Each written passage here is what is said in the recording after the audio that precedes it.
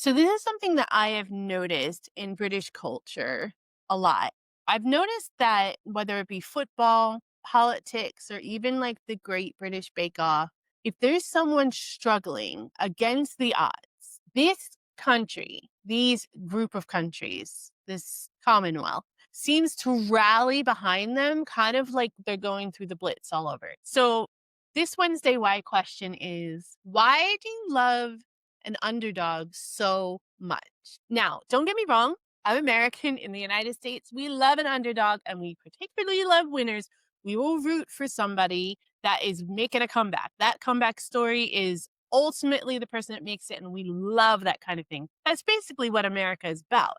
We were the underdog in the American Revolution against this far superior, the greatest navy and army in the world at the time. And we pulled it off. Okay, we had some help, but still, we pulled it off. So we are definitely the kind of country that will back an underdog. But for some reason, here in the UK, you'll also celebrate the person that almost made it, the person that like struggled all the way through and got really, really close, but didn't quite make the grade. They tried their best, they kept their dignity, even in defeat. And that person is celebrated almost more than the actual winner is. That's my why. I mean, I find it kind of beautiful because you're not just always chasing the number one spot.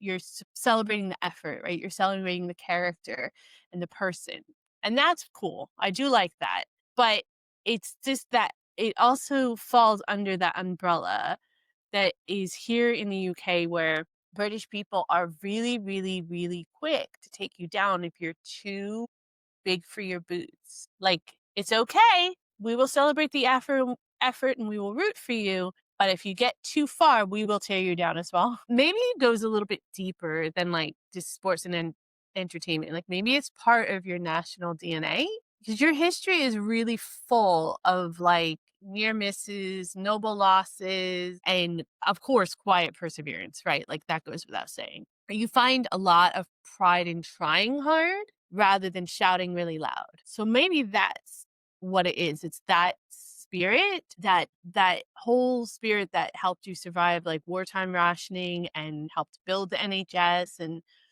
still keeps you going in that really long line outside of Greg's at lunchtime. I mean, it kind of shows up everywhere, right? You see that a team will lose 3-0 and the British press is still writing something like they showed real heart.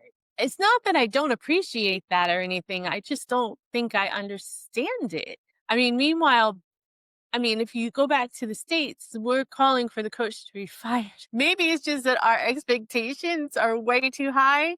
That could be it, in all fairness. Maybe it's because we celebrate more the end result and the success rather than the actual journey. That could be it. Maybe that's also part of why I love living here in the UK so much is that you find the value in the effort rather than the ego. So you guys tell me, is this, humility? Is it history? Is it culture? Is it just good manners? I mean, what makes you root for the underdog and second place so much? Because honestly, it's charming, but also kind of frustrating at times and just something that I am struggling with, something that I am grappling with. So if you're British, please let me know what your thoughts are. Also, tell me your favorite underdog story, no matter where it is in life, politics, sports, whatever. And if you're American, let me know your take on this because, am I just being a little too American? Maybe I'm not giving Americans enough credit on this side.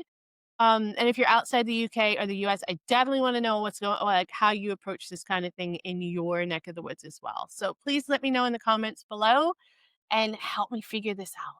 I'd appreciate it.